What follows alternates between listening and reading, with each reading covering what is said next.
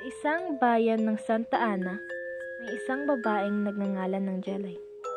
Siya ay nagtatrabaho bilang isang call center agent sa isang kumpanya. Siya ay kilala bilang mabait at masipag na dalaga. Habang siya ay naglalakad pa uwi, nadaanan niya ang isang tulay na may ilog sa ilalim nito. At tila may mga yapak siyang naririnig sa di kalayuan, na tila ba ito'y sumusunod sa kanya. Lumingon-lingon ito at wala naman siyang nakitang tao sa paligid. Kaya, dali-dali na siyang umuwi upang makapagpahinga. Nang siya ay makauwi na, hindi pa rin maalis sa isipan niya ang kanyang mga narinig. Nang kinaumagahan, si Jelay ay pagod at walang tulog, kakaisip sa mga nangyari. Habang siya ay papunta ng trabaho, iniisip niya pa rin kung ano ba talaga iyon. Siguro, dahil lamang sa puyat, baka guni-guni niya lang iyon.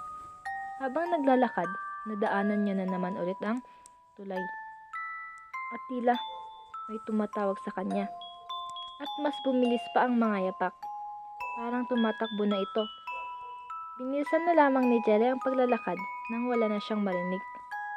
Dahan-dahan siyang naglakad at wala na siyang marinig na yapak. Malapit na siya sa kanilang bahay. Laking gulat niya na nasa tabi na niya ang bata at naglalakad na rin. Kinabukasan, nagulat na lamang ang mga tao dahil may patay na bata sa ilog. At laking gulat nila nang i-review ang CCTV. Kita ang mukha ni Jelay na pinapatay ang bata. At ang hindi nila alam na may sakit pala si Jelay sa pag-iisip.